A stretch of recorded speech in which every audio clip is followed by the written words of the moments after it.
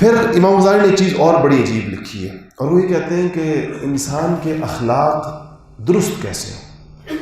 یعنی انسان اتنی اونچی چیزیں اس کے اندر پیدا کیسے ہیں. تو انہوں نے اس کی 4 صورتیں لکھی، کہا کہ 4 شکلیں ہیں انسان کے اخلاق درست ہونے کی. یہ دیکھیں، یہ تجربات ہیں اس شخص کے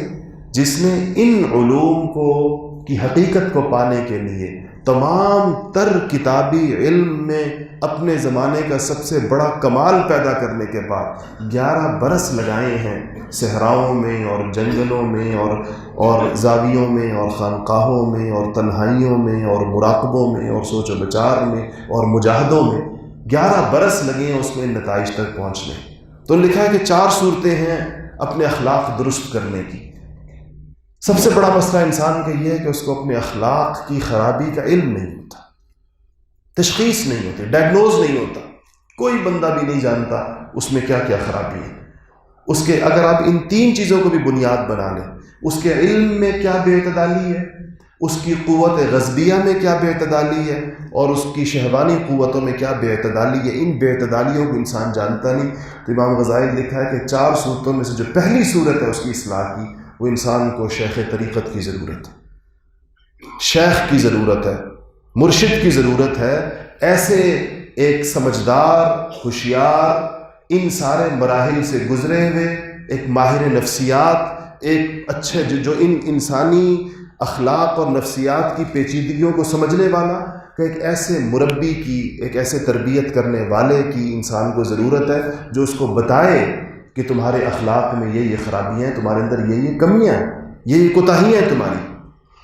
دوسری صورت انہوں نے لکھا ہے کہ انسان کو ایسے دوست چاہیے جو اس کے عیوب پر اس کو مطلع کریں. انہوں نے کہا کہ ہمارے زمانے کی خرابی یہ ہے کہ ہم اپنے گرد ایسے لوگ رکھتے ہیں جو سارا وقت ہماری تعریفیں کرتے ہیں. ہمیں ایسے لوگ چاہیے ہوتے ہیں اور ہمیں ایسے لوگ پسند ہوتے ہیں جو ہماری خامیوں کو بھی خوبیاں بنا کر پیش کریں، جو ہماری ہر حرکت ہم کریں اور وہ اس کے اوپر تعریف اور توصیف شروع کر دیں. کیا سبحان اللہ، کیا بات کہی آپ نے، کیا کام کیا آپ نے، کیا کہنے ہیں آپ کی سخاوت کا کیا کہنا اور آپ کے فلانے کا کیا کہنا. اور میں صحیح بات آپ کو بتاؤں کہ میں نے بڑے لوگوں کے ارد گرد، دنیا میں جو بڑے سمجھے جاتے ہیں، میں نے ان کے ارد گرد ہر وقت ایسا مجمع دیکھا. ایک صاحب نے مجھے دعوت دی کھانے کی، افطاری کی. وہ پاکستان کے سب سے بڑے عہدے پر کئی بار رہ چکے. تو ان کے افطاری کی دعوت تھی اور بالکل گھریلو پروگرام تھا، میرے علاوہ کوئی مہمان اور نہیں تھا، اور ان کے صرف خاندان کے افراد تھے اور 3 4 5 اور لوگ بیٹھے ہوئے تھے. آپ یقین کریں وہ 3 4 5 لوگ اس روزے کی حالت میں اور افطاری کے وقت میں ان صاحب کی تعریف و توصیف کے لیے جو جملے بول رہے تھے، اس کو سن کر شرم کی وجہ سے مجھے پسینہ آ رہا تھا، میرے ماتھے پر پسینہ تھا کہ میں اس مجلس میں بیٹھا ہوا ہوں جس میں ایک آدمی کے منہ پر اس کی ایسی بلا جواز تعریف جس کا کوئی دور دور تک حقیقت کے ساتھ تعلق نہیں تھا. وہ سارے لوگ ایسے ڈھول پیٹ رہے تھے اور یہ صاحب خوش ہو رہے تھے. میں دل میں سوچ رہا تھا کہ ان کی بربادی کی وجہ یہ لوگ ہوتے ہیں، ان کو تباہی کے گڑھے تک پہنچانے والے یہ ان کے لوگ ہوتے ہیں